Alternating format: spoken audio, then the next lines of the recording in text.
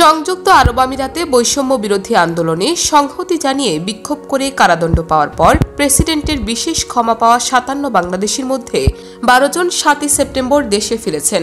সকল বাধা বিপত্তি কাটিয়ে নিজ মাতৃভূমিতে ফিরে আসতে পারায় বিমানবন্দরের প্রধান উপদেষ্টা ড ইউনূসের প্রতি গভীর কৃতজ্ঞতা প্রকাশ করেছেন সেই প্রবাসীরা। অনেকেই কান্নায় ভেঙে পড়ে জানালেন ড ইউনূসের কারণেই তারা নতুন জীবন পেয়েছেন। শীর্ষস্থানীয় সংবাদ মাধ্যমের প্রতিবেদন থেকে এ বিষয়ে বিস্তারিত জানা যায়। প্রতিবেদন অনুযায়ী এদিন দুইটি পৃথক ফ্লাইটে তারা চট্টগ্রাম শাহ আমানত আন্তর্জাতিক বিমানবন্দরে অবতরণ করেন। তাদেরকে বিমানবন্দরে স্বাগত জানানো হয়।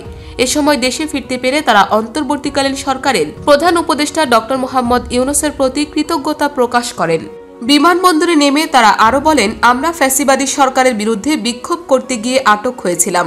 প্রধান উপদেষ্টা ব্যক্তিগতভাবে ফোনে উদ্যোগ না নিলে সাজা ভোগের আগে আমাদের পক্ষে মুক্তি পাওয়া সম্ভব ছিল না। আমরা বৈষম্যের বিরুদ্ধে লড়তে গিয়ে কারাভোগ করেছি। একজন প্রবাসী বলেন, আমরা আমাদের এই দেশটাকে বৈষম্যমুক্ত দেশ হিসেবে দেখতে চাই। তিনি অন্তর্বর্তীকালীন সরকারের প্রধান উপদেষ্টার যে কোনো উদ্যোগে প্রয়োজনে প্রবাসীরা জীবন দিতে প্রস্তুত বলেও বিমানবন্দরের কর্মকর্তাদের জানান। সাংবাদিকদের প্রশ্নের উত্তরে একজন চট্টগ্রামবাসী প্রবাসী বলেন, আমাদেরকে বলা হয়েছিল 10 বছরের সাজা হবে।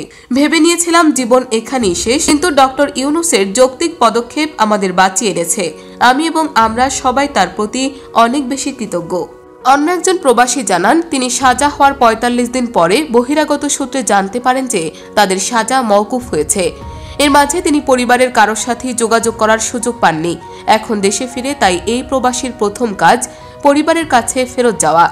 বিমানবন্দরের জনসংযোগ কর্মকর্তা বিষয়টি গণমাধ্যমকে নিশ্চিত করে বলেন, আরব আমিরাতে বিক্ষোভ করে শাস্তির পর ক্ষমা পাওয়াদের ১২ জন বাংলাদেশি এয়ার এরাবিয়ার পৃথক দুটি ফ্লাইটে গতরাতে চট্টগ্রাম হজরত শাহ আমানত আন্তর্জাতিক বিমানবন্দরে অবতরণ করেন। এর মধ্যে আবুধাবি থেকে আসা ফ্লাইটে ১১ জন এবং শারজা থেকে আসা ফ্লাইটে ১ জন ছিলেন। শারজা থেকে আসা ফ্লাইটটি রাত ৮টা ১০ এবং আবুধাবি থেকে আসা ফ্লাইটটি রাত ৮টা ৩৭ অবতরণ করে। বিমানবন্দরের আনুষ্ঠানিকতা শেষে তারা আত্মীয় স্বজনদের নিয়ে বাড়ি চলে যান বলেও তিনি জানান। উল্লেখ্য, গত ১৯ জুলাই বৈষম্য বিরোধী আন্দোলনের প্রতি সমর্থন জানিয়ে সংযুক্ত আরব আমিরাতে বিক্ষোভ মিছিল বের করে বাংলাদেশি প্রবাসীরা। সে সময় ৫৭ জনকে আটক করে দেশটির পুলিশ। মূলত সংযুক্ত আরব আমিরাতের আইন অনুযায়ী দেশটিতে বিক্ষোভ করা অবৈধ।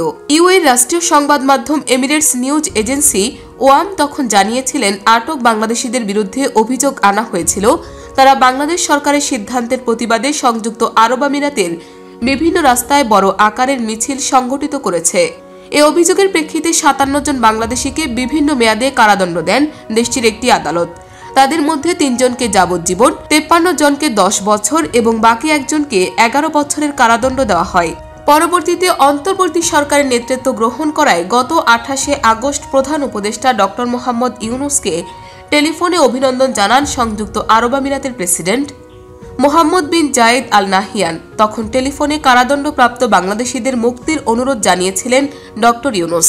অন্তর্বর্তীকালীন সরকারের প্রধান উপদেষ্টার অনুরোধের পরিপ্রেক্ষিতে গত ৩ সেপ্টেম্বর সকালে কারাগারে বন্দী ওই ৫৭ জন বাংলাদেশির সাজা মওকুফ করে সাধারণ ক্ষমা ঘোষণা করেন প্রেসিডেন্ট মোহাম্মদ বিন জায়েদ আল নাহিয়ান। মুক্তি পাওয়ার পর ৭ সেপ্টেম্বর ৫৭ জনের মধ্যে ১২ জন দেশে ফিরে আসেন।